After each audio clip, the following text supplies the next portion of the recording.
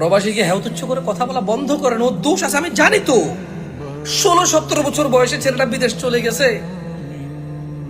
বিদেশিদের সামনে কত ছোট হয়ে দাঁড়াইতে হয় জানেন? আপনি ওরা কি ছোট করবেন? আপনার ছোট করার ক্ষমতা নাই। ও এতটা ছোট হয়ে টাকা উপার্জন করে, আপনার ওকে ছোট করার ক্ষমতা নাই। পুরো বাংলাদেশের সব মানুষ মিলে একজন প্রবাসীকে ছোট করার ক্ষমতা রাখে না। সৌদি আরব গিয়ে বাংলাদেশের আরবি কথা বোঝে না, সৌদিরা কথা বলে হাসে, ও দাঁড়ায় থাকে। দেখা যায় ওকে নিয়েও কথা বলে না, কিন্তু ওর মনে মনে বলে, মনে হয় যেন আমাকে তুচ্ছ করে হাসতেছে। ইউরোপিয়ান আমেরিকানরা ওই দেশের নাগরিকত্ব পাওয়ার পরে বলে যে ইন্ডিয়ান ইউরোপি, বাংলাদেশি ইউরোপি, এশিয়ান ইউরোপি। কত ছোট করে কথা বলে।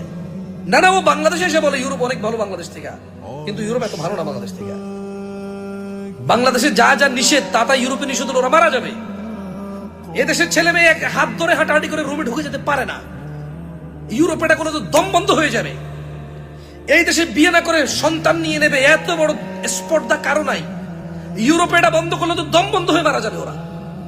এদেশে মদ খেলে আমরা নেশাখোর, মদড়ি, গাজড়ি, মানে এভাবে বলি আমরা। ওই দেশে যদি মদকে আমাদের দেশের মতো সীমিত করা হয়, ওরা মারা যাবে, মারা যাবে। আপনি যতটা ভালো মনে করেন ওদেশকে, ওদেশে এত ভালো না।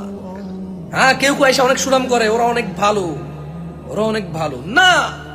এই দেশে শুকর আছে অ্যাভেলেবেল, যারা মানে শুকর খায় তারা খেতে পারে, কিন্তু মুসলমানদের জন্য ওই দেশে অনেক ব্যবস্থা নাই। কেমন অনেক ব্যবস্থা নাই? আপনি